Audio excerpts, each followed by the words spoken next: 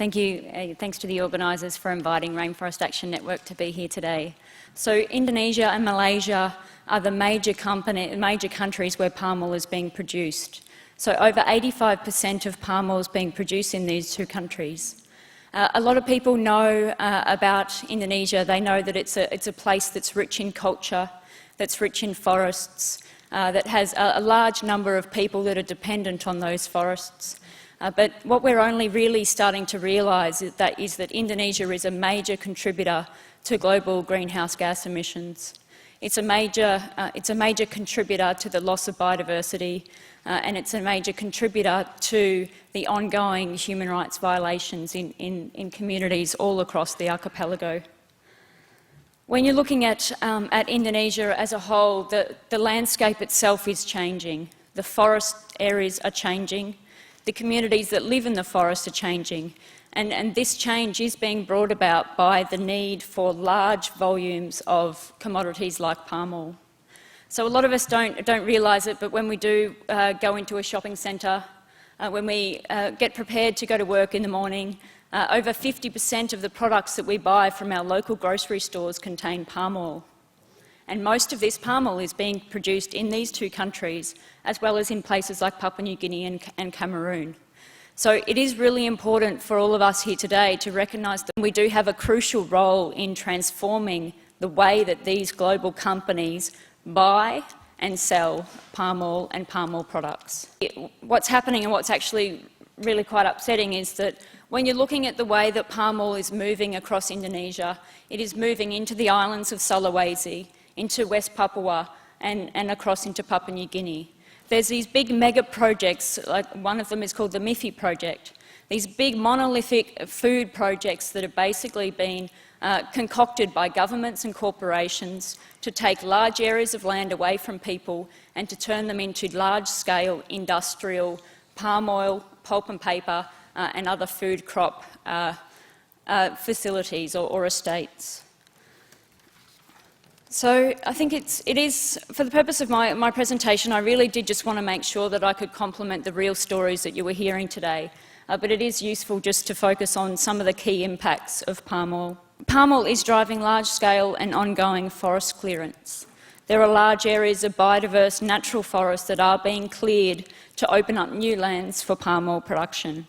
The conversion is happening at a massive scale, so much so that if you go to Google Earth, or if you go and take a fly over these countries, you can see the changes that are happening to Kalimantan, or Borneo. You can see the changes that are happening to Sumatra, and you can see the whole colour of these islands are changing from forests to these cleared, torched areas of land, which used to be thriving places where not only wildlife roamed through the forest, but communities lived in those forests. They depended on those forests.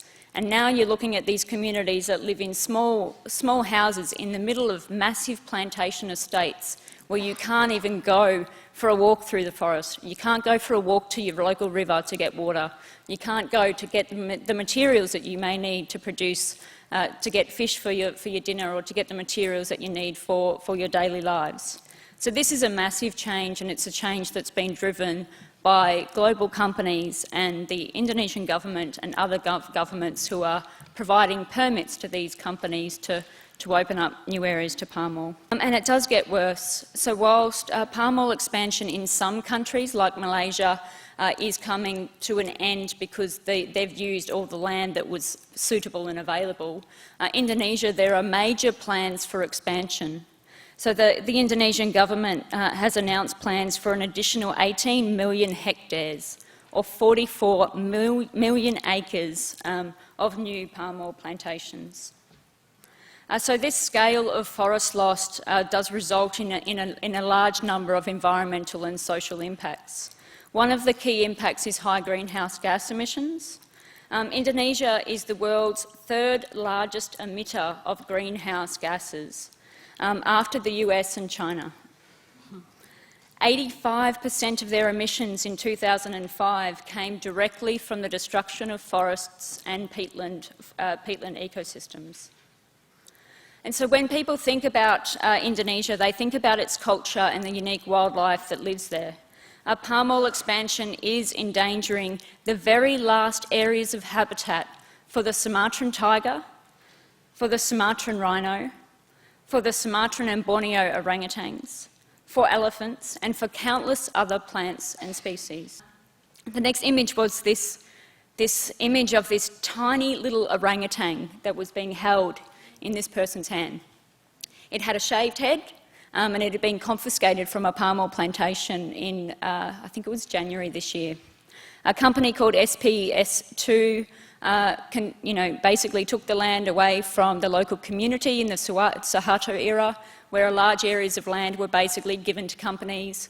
Communities lost those lands. They were forced to either work on the palm oil plantations or find another way to make a living. So this tiny baby orangutan really tells the story well, because it had a life. The life was going to be in the forest with its mum. SPS basically cleared this large area of forests and peatlands to make way for palm oil plantations. And as a result of the clearing process, the mother was killed, and the people that were working on the site had basically kept this little baby orangutan in their house and just basically tried to keep it alive. So some good friends of ours and partners of ours basically went and confiscated the orangutan, and it's now being cared for in a facility. So one of the other really important stories to tell here is that palm oil production is leading to human and land rights violations and labour violations and social conflict.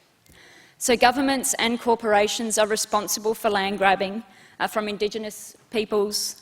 So there are areas of community forests that are being taken away from communities and being put into plantations. The customary rights and the user rights for these people are being removed. They're not being recognised and they're not being respected. Under some mechanisms, the UN Declaration of Rights for Indigenous Peoples is referred to. The principles of free, prior, informed consent are spoken about by palm oil companies. But when it comes down to the real-life practices, people are coercion is used, corruption is rife, bribery is found all throughout the system. If there's a conflict that occurs, they'll bring in the paramilitary just to try to resolve that conflict. It's a really awful story, but it's a story that's happening all over Indonesia. One of my colleagues, Lafcadio Cortese, who's a local boy as well, if he was here, he could share with you many of his stories over the last 20 years. So this is not a new thing. It's been occurring for a long period of time, and this is the time that we need to intervene to stop it. So what is the solution, and how are we going to tackle this problem? How are we going to get children out of these plantations? How are we going to get them back into schools? How are we going to get these communities to be able to have ongoing access to their forests? So I guess in order to come up with a solution, we need to kind of know the context of which we're operating in. So the Indonesian government, the Malaysian government, the Central African governments, Papua New Guinean governments, and at all levels are continuing to allocate permits to these companies to open up new areas of land. So there's a decision there around the governments. Governments need to decide how and when and under what circumstances they would allocate permits. Companies continue to open up new areas, leaving environmental damage and social conflict behind them. So palm oil companies, the top 10 palm oil companies control or produce over 50% of the palm oil traded globally. That's a small number of companies that rely on banks, they rely on governments, they rely on a workforce. There are a few pinch points in this supply chain which are really important to know, and that's where we need to direct our pressure. Community rights need to continue to be violated, but there is resistance building. There are large numbers of communities that are standing up for their right.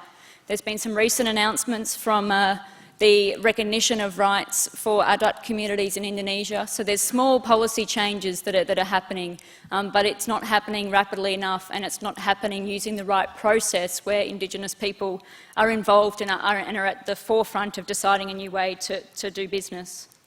Traders, these are the big corporations that buy the palm oil from plantation producers in Indonesia, and they sell it to your big food companies, your Nestle's, your Unilevers, your Mars bars, your Mondelez, your Hershey's.